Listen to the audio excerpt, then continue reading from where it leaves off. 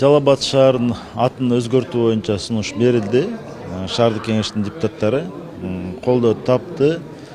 Депутаттар деле туура түшүндү. Эми Жалал Абад шаарынын атына токтоло кете турган болсок, бул эми Жалал Абад шаары байыркы шаарлардын бири болгон да. Эми 1877 жылы бул Жалаледин деген бир табыпчы келип Шорбулакка элдерди дарылай баштаган да. Ошонун атын көп айтып анан Жалал Абад деп атылып калган. Бул биринчи варианты. Азыр тарыхчыбыз келди, бир 2-3 вариантты айтып кетти да. Эми биздин тарыхчыларыбыз деле, илимпоздорубуз деле бир тарыхый фактыларга эч качан таянган эмес да. Булар жөн эле уламыштарды эле айтып, өздөрү деле аны моюндап келишет да. Анан биз Жалал Абад шаарынын бүгүнкү күндө өзгөрүүсү, архитектуралык көрүнүштөрү, мына өсүп өнүгүшүндө бу элдин дагы мындай суроо талабы болду да.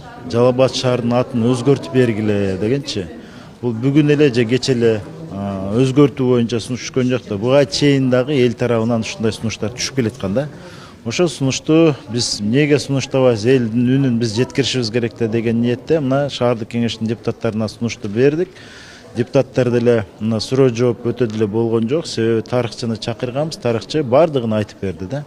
Эми Жалал Абад областы Манас шаары болуп өзгөрүп калса, дагы бир жакшы мындай ниетте, жакшы атты биздин шаарыбыз көтөрүп жүрөт деген ойдомун да.